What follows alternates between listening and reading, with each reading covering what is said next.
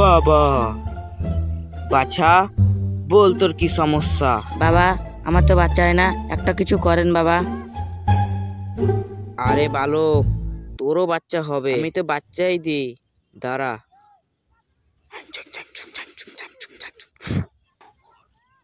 এলে বালক, তো 2 মাসের মধ্যে বাচ্চা হবে, এই ওষুধটা খেয়ে এলে।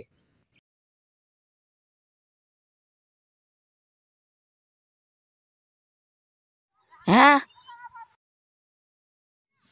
বাবা,